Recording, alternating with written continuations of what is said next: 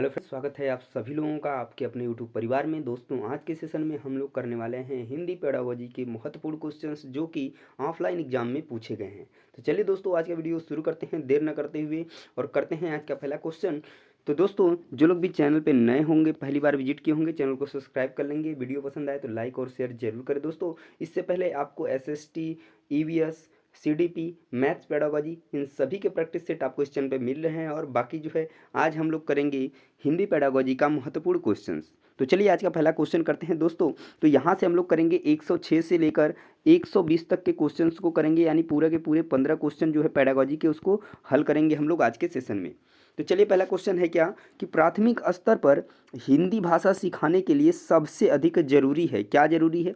क्या भाषा शिक्षक का भाषा ज्ञान, कक्षा में रंगीन पाठ्य पुस्तकें, कक्षा में प्रिंट समृद्ध परिवेश, कक्षा में लिखित आकलन। बात की जा रही है प्राथमिक स्तर की, ध्यान दीजिएगा। तो प्राथमिक स्तर पर अगर हम हिंदी भाषा सिखा रहे हैं तो सबसे जो जरूरी है वो क्या होगा कि कक्षा में जो प्रिंट समृद्ध परिवेश होगा, यानी कि उसके दीवारों के चारों तरफ जो है कि प्रिंट कुछ बने हों जिससे बच्चे समझ पाए, और जो है कि वो परिवेश अगर अच्छा रहेगा तो वहाँ पर भाषा जो है अच्छे तरीके से बच्चे जो है कि सीख सकते हैं। नेक्स्ट क्वेश्चन देखिए, क्वेश्चन नंबर 107, यानी कि बच्चे बोलचाल की भाषा का अनुभव लेकर विद्यालय आते हैं, इसका निहितार्थ क्या है? बच्चों को बोलचाल की भाषा ही ना सिखाई जाए? क्या अगर बोलचाल की भाषा बच्चे अनुभव लेकर आते हैं तो उन्हें भाषा नहीं सिखानी चाहिए? ये बात गलत है। बच्चों की बोलचाल की भाषा को सुधारा जाए, या बच्चों के भाषाई अनुभवों का उचित प्रयोग किया जाए, या बच्चों के भाषाई अनुभवों को कक्षा के बाहर रखा जाए? तो देखिए, जो भाषाई अनुभव हैं उनको हम बाहर नहीं रख सकते हैं, और जो यहाँ पर बोलचाल की भाषा को सुधारा जाए तो ये भी ऑप्शन सही नहीं होगा। ऑप्शन आपका यहाँ पे होगा कि जो बच्चों की भाषा अनुभव है जो लेकर आए हैं उनका क्या किया जाए, उचित प्रयोग किया जाए। यहाँ पे यही इसका निहितार्थ होगा। नेक्स्ट क्वेश्चन देख लीजिए, अगला question, question number 108 number question. भाषा सीखने सिखाने में आप किसे सबसे अधिक महत्वपूर्ण मानते हैं? संज्ञानात्मक विकास, सामाजिक अंतःक्रिया, दृश्य श्रव्य सामग्री, बाल साहित्य। भाषा सीखने और सिखाने में जो सबसे महत्वपूर्ण है दोस्तों, वो आपका हो जाएगा सामाजिक अंतःक्रिया। यानी जितनी सामाजिक अंतःक्रियाएं होंगी उसमें बच्चा जो है अच्छे तरीके से भाषा आप सीख और सिखा सकते हैं उसको। नेक्स्ट क्वेश्चन देखिए, क्वेश्चन नंबर 109, ठीक है। 109 नंबर क्वेश्चन दोस्तों इस साइड में आपको देखने को मिलेगा, क्योंकि इस तरीके से बारी बारी से है, ठीक है। तो बारी बारी ही हम देखेंगे, कोई दिक्कत नहीं है। एक साथ दोनों क्वेश्चंस करते चलते हैं, इधर 109 का और इधर 112 का, कोई दिक्कत नहीं होने वाली है, ठीक है। तो चलिए देखिए, 109 नंबर क्वेश्चन देख लीजिए कि हिंदी भाषा शिक्षक का यह प्रयास होना चाहिए कि वे बच्चों की भाषा संबंधी सहज रचना शक्ति को क्या करें, बढ़ने के अवसर दें, या बच्चों की मातृभाषा के स्थान पर हिंदी भाषा को ही कक्षा में स्थान दें, बच्चों द्वारा मानक भाषा का ही प्रयोग करने के लिए अवसर दें, या बच्चों को शिक्षाप्रद बाल साहित्य पढ़ने के भरपूर अवसर दें। देखिए, यहाँ पर दिया है कि संबंधी सहज रचना शक्ति को अवसर दें, तो ये इस क्वेश्चन का हालांकि राइट आंसर होगा। पर देखिए, अगर हम बात करें, यहाँ पर दिया है मातृभाषा के स्थान पर हिंदी भाषा को ही कक्षा में स्थान दें, ये देखिए गलत हो जा रहा है यहीं पर कि मातृभाषा को छोड़ देना है, सिर्फ हिंदी भाषा को स्थान देना है। यहाँ पर बोला है मानक भाषा का प्रयोग करना है, तो इस वजह से ये गलत हो गया। और यहाँ पर दिया है कि बच्चों को शिक्षाप्रद बाल साहित्य पढ़ने के भरपूर अवसर दें। केवल बाल साहित्य पढ़ने से ही भाषा जो है अच्छे तरीके से भाषा का विकास नहीं हो सकेगा। तो यहाँ पे आपका राइट आंसर बनेगा ऑप्शन नंबर 1। चलिए, यहाँ पर इसी के सामने दिया है 112 नंबर क्वेश्चन, तो इसको भी हल करते हुए चलते हैं। साथ में दिया है कि सुनने और लिखने की कुशलता का आकलन करने का सबसे अच्छा तरीका क्या होगा? क्या कविता सुनना और शब्दशः लिखना, यानी जो सुन रहे हैं बस वही लिखें, या कविता सुनकर प्रश्नों के उत्तर लिखना, या सुनी गई कहानी को अपने शब्दों में लिखना, या सुनी गई कहानी को शब्दशः लिखना? तो देखिए, अगर यहाँ पे सबसे अच्छा जो तरीका है बात करें तो सुनी गई कहानी को अपने शब्दों में लिखना, न कि शब्दशः लिखना, यानी जो बोला गया बिल्कुल वही लिखना, या केवल क्वेश्चन का आंसर लिखना, या यहाँ पर भी वही चीज़ बोला गया है कि सुनी कहानी को शब्दशः लिखना। क्या वही चीज़ होगा? नहीं, यहाँ पर आप अपने शब्दों में उसको लिखेंगे, तो ये जो है सुनने और लिखने की कुशलता का आकलन करने का सबसे अच्छा तरीका होगा। चलिए, अगला क्वेश्चन देख लेते हैं, क्वेश्चन नंबर 110। यहाँ से देख लेते हैं, इसका पूरा पूरा पहले हम देख लेते हैं, उसके बाद नेक्स्ट क्वेश्चन देखते हैं। तो 110 नंबर क्वेश्चन है कि कक्षा 5 के बच्चों के भाषा आकलन के संदर्भ में आप किस सवाल को सबसे कमजोर मानते हैं? यानी निगेटिव क्वेश्चन पूछा गया है, जिसमें आप एक वन लाइनर आंसर दे सकते हैं, एकदम सटीक आंसर दे सकते हैं। पहला है कि केशव सबसे क्या कहता है, कल्पना करके केशव के शब्दों में लिखिए। देखिए केशव के शब्दों में लिखना है तो इसमें आपको थोड़ी सी जो है कि वाद विचार और तर्क जो है कि यानी कि लगाना पड़ेगा, आपको सोचना पड़ेगा, तब आप इसको लिख सकते हैं। यदि दिया है यदि इला तुम्हारे स्कूल में आए तो उसे किन किन कामों में परेशानी होगी, यहाँ पर भी ये बात बिल्कुल पॉजिटिव है, यानी अपने दोस्तों से पूछ कर पता करो कि कौन किस बात से घबराता है। तो यहाँ पर भी बहुत सारे आपके पास ऑप्शंस मिल रहे हैं, विभिन्न प्रकार के आंसर मिल सकते हैं।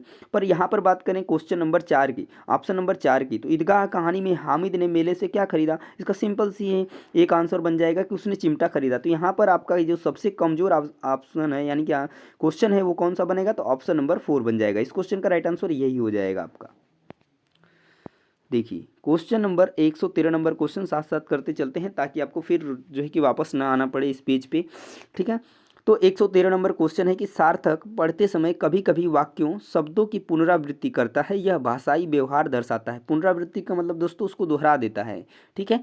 तो यह भाषाई व्यवहार क्या दर्शाता है कि वह पढ़ने में अधिक समय लेता है, वह अटक अटक कर ही पढ़ सकता है, या वह समझ के साथ पढ़ने की कोशिश करता है, या उसे लंबे शब्दों को पढ़ने में कठिनाई होती है। अगर देखिए कोई उसकी बार बार पुनरावृत्ति कर रहा है यानी उसकी चीज़ों को वह समझ नहीं पा रहा है और वो समझने के साथ उसको पढ़ने की कोशिश कर रहा है, तो यहाँ पे आपका राइट आंसर क्या बनेगा, ऑप्शन नंबर 3 बन जाएगा कि जो सार्थक है वह समझ के साथ पढ़ने की क्या कर रहा है, कोशिश कर रहा है। राइट आंसर ये आपका बन जाएगा। अगला क्वेश्चन देखिए दोस्तों, क्वेश्चन नंबर 111 नंबर क्वेश्चन, ठीक है। तो चलिए दोनों क्वेश्चन साथ साथ देख लेते हैं। क्वेश्चन नंबर 111 है कि भाषा का अति महत्वपूर्ण प्रकार क्या है, सुनना, अक्षर ज्ञान, संप्रेषण, लेखन। तो भाषा का जो सबसे अधिक महत्वपूर्ण प्रकार है दोस्तों वो आपका बनेगा संप्रेषण, याद रखिएगा इस चीज़ को, ठीक है। राइट आंसर बनेगा आपका ऑप्शन नंबर 3। नेक्स्ट क्वेश्चन देख लीजिए 114 कि हिंदी भाषा में आकलन का उद्देश्य नहीं है। ध्यान दीजिएगा क्वेश्चन निगेटिव है। बच्चों की भाषा प्रगति को अभिभावकों और अन्य शिक्षकों को बताना, भाषा सीखने के संदर्भ में बच्चे की विशेष आवश्यकता की पहचान करना, ये बात तो बिल्कुल सही है। भाषा सीखने सिखाने की प्रक्रिया को उन्नत बनाना, ये बात भी बिल्कुल सही है। और बच्चों की भाषागत त्रुटियों की ही पहचान करना, क्या यह सही होगा, केवल भाषागत जो त्रुटियां हैं उनको ही पहचानना। तो यहाँ पे आपका राइट आंसर क्या बन जाएगा, तो ऑप्शन नंबर 4 ही बन जाएगा। और यहाँ दिया है भाषा की बच्चों की भाषा की जो प्रगति है उसकी अभिभावक और शिक्षकों को अन्य को बताना, तो ये बात भी बिल्कुल सही है। तो आपका यही गलत है और यही आपका सही हो, क्योंकि पूछा है कि उद्देश्य कौन सा नहीं है। चलिए नेक्स्ट क्वेश्चन देखिए 115। और दोस्तों आपको वीडियो कैसा लग रहा है कमेंट में जरूर बताइए, और वीडियो पसंद आए दोस्तों लाइक और शेयर करते चलिए। नेक्स्ट क्वेश्चन देख लीजिए इसी के साथ। अगला क्वेश्चन जो है 115 नंबर क्वेश्चन दोस्तों कि आपके विचार से प्राथमिक स्तर पर उत्कृष्ट लेखन कार्य का उदाहरण क्या है। छुट्टियां कैसे मनाई इस विषय पर अनुच्छेद लिखना, मेरे सपनों का भारत विषय पर अनुच्छेद लिखना, या पाठ्यपुस्तक से इतर कठिन शब्दों का श्रुत लेख लिखना, या किसी आंखों देखी घटना का लिखित वर्णन करना। यहाँ पर बोला है कि आपके विचार से प्राथमिक स्तर की बात की गई है, उत्कृष्ट लेखन कार्य का उदाहरण क्या है। प्राथमिक स्तर पर कितना जो है कि बच्चा जो है विचार कर सकता है ये आपको बताना है। तो देखिए यहाँ पर हम बात करें छुट्टियाँ कैसी मनाई जाएं इस विषय पर अनुच्छेद लिखना, तो प्राथमिक स्तर का जो बच्चा है वो इसको सही तरीके से नहीं लिख सकता है। मेरे सपनों का भारत विषय पर अनुच्छेद भी वो शायद नहीं लिख सकता है अच्छी तरीके से, और पाठ्यपुस्तक से इतर कठिन शब्दों का श्रुत लेख भी नहीं लिख सकता है प्राथमिक स्तर पर बात करें। तो राइट आंसर क्या बनेगा इसका, तो किसी आंखों देखी घटना का लिखित वर्णन करना। यदि बच्चा जो है कुछ चीज़ें देखा है और उसको आप लिखने के लिए बोल रहे हैं तो शायद ये जो है उसका उत्कृष्ट लेखन कार्य का उदाहरण सही बनेगा। नेक्स्ट क्वेश्चन देखिए क्वेश्चन नंबर 118 नंबर क्वेश्चन कि प्राथमिक स्तर पर की हिंदी भाषा की पाठ्यपुस्तक में आप किसे सर्वाधिक महत्वपूर्ण मानते हैं। प्राथमिक स्तर की बात की गई है तो बहुत प्रसिद्ध लेखकों की प्रसिद्ध रचनाएं को मानते हैं, नैतिक मूल्यों वाली कहानी कविताएं, बहुतायत में दिए गए अभ्यास कार्य, या हिंदी भाषा को विविध रूप में देने वाली रचनाएं। तो अगर आप इसको देखते हैं कि अगर हम हिंदी भाषा को विविध रूप देने वाली जो रचनाएं हैं इसे हम प्राथमिक स्तर पर पाठ्यपुस्तक में सबसे अधिक महत्वपूर्ण मानेंगे, ठीक है। तो इस क्वेश्चन का जो राइट आंसर क्या बनेगा, तो ऑप्शन नंबर 4 बन जाएगा।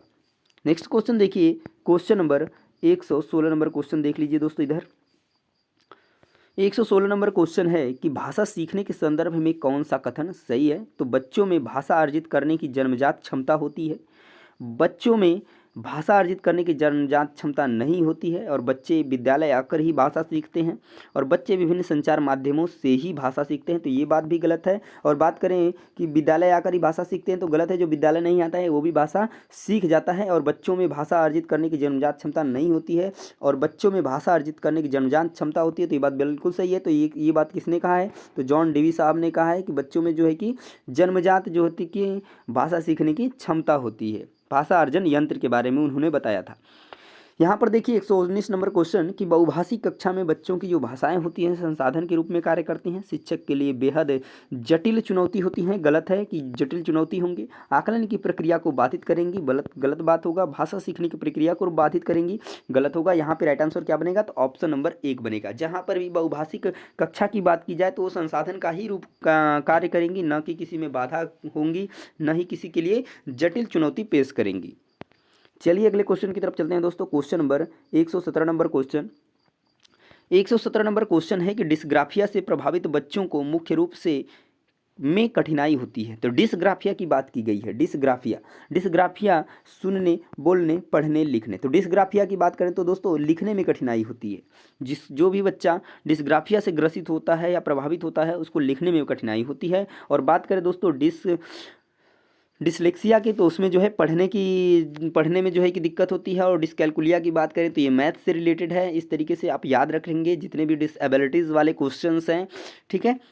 चलिए नेक्स्ट क्वेश्चन देखिए 120 नंबर क्वेश्चन को भी यहीं पे कर लेते हैं कि भाषा सीखने और भाषा अर्जित करने में अंतर का मुख्य आधार क्या है? भाषा की पाठ्य पुस्तकें, भाषा का लिखित आकलन, भाषा का उपलब्ध परिवेश या भाषा की जटिल संरचनाएं। बात करें मुख्य आधार की, बात करें भाषा सीखने और भाषा अर्जित करने में, तो ना ही पाठ्य पुस्तकें होंगी, ना ही लिखित आकलन होगा और ना ही जटिल संरचनाएं होंगी।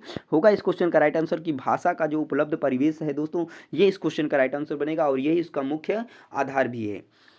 चलिए अगले क्वेश्चन की तरफ चलते हैं, यानी 17 के बाद जो है कि आपका देखिए यहाँ 18 19 ऊपर ही हम लोगों ने कर लिया। तो ये तो दोस्तों कंप्लीट 120 क्वेश्चन हम लोगों ने हिंदी पेडागोजी के कंप्लीट कर लिए हैं। तो वीडियो आपको कैसी लगी है, क्वेश्चंस आपको समझ में आए कि नहीं, और आगे जो है किस तरीके के वीडियोज़ और क्या जो आपकी हाँ समझ लीजिए कि आवश्यकता है उसको आप बता सकते हैं, उसके अकॉर्डिंग हम वीडियो बनाएंगे। और बाकी जो है प्रैक्टिस सेट हम वैसे भी करा ही रहे हैं दोस्तों इस चैनल पे। तो चैनल को सब्सक्राइब करना और बेल आइकन को प्रेस करना नहीं भूलिएगा। मिलते हैं दोस्तों नेक्स्ट प्रैक्टिस सेट में, तब तक के लिए जय हिंद, वंदे मातरम।